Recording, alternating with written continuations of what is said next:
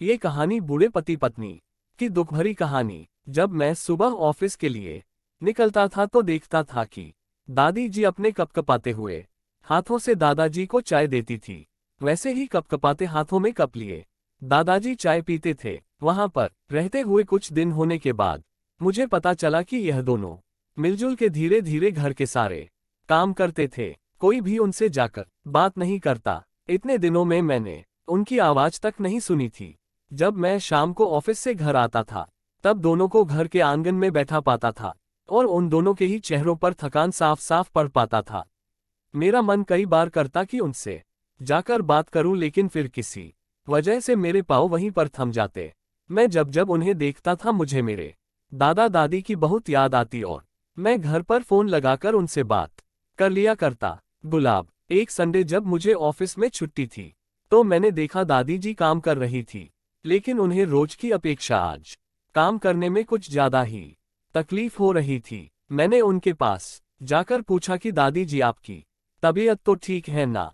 क्या मैं आपकी कोई मदद कर सकता हूँ?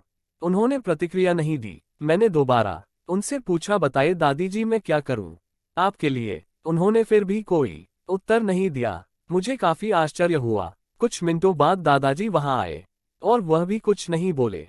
मैंने ही बात को आगे बढ़ाते हुए कहा, मुझे लगता है कि दादी जी की तबीयत खराब है, इसलिए मैं यहाँ आया हूँ। मैं आपकी मदद करना चाहता हूँ। बताइए मैं कैसे आपकी मदद कर सकता हूँ? दादाजी इशारों से मुझसे बातें करने लगे। उन्होंने इशारों से मुझे बताया, दादी जी सुन और बोल नहीं सकती। उन्होंने यह भी बताया कि वह खुद भी बोल नहीं सकते, वह सुन सकते हैं, मेरी बात समझ सकते हैं। उन्होंने इशारों से दादी से कुछ कहा और दादी ने मेरी तरफ देखकर मेरे माथे पर हाथ फेरा। मैं उन दोनों की तरफ देखते ही रहा और न जाने कब मेरे आंखों से आंसू बहने लगे।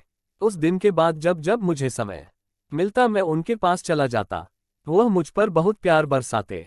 अब तो मुझे उनके इशारे की मीठी भाषा भी बहुत अच्छे से समझ में आने लगी थी। एक दिन मैंने दादाजी से पूछा कि वह अकेले क्यों रहते हैं, क्या उन्हें कोई औलाद नहीं है? दादाजी ने दादी को इशारे से समझाया कि मैंने उनसे क्या पूछा। फिर दोनों मेरा हाथ पकड़कर मुझे आंगन में ले आए और अपने आंखों के आंसू पोंछे और उंगली का इशारा करते हुए एक साइकिल मुझे दिखाए। साइकिल को देखकर मैं समझ गया कि उनके परिवार वाले उन्हें छोड़कर कहीं जा चुके हैं और अब उनके हिस्से में केवल यादें ही बची है। उन्हें रोता हुआ देखकर मैं भावुक हो गया और मैंने दोनों को गले से लगा लिया। उन्होंने मेरे ऊपर अपने सीने में सालों से बंद प्यार के बादलों से प्यार की इतनी बारिश कर दी कि मैं पूरी तरह उसमें भीग गया। दोस्तों, इस कहानी से कई लोग कनेक्ट कर पाएंगे, क्योंकि यह सिर्फ कहानी नहीं है, यह कई सारे बेचारे बुजुर्ग लोगों की सच्ची दास्तान है।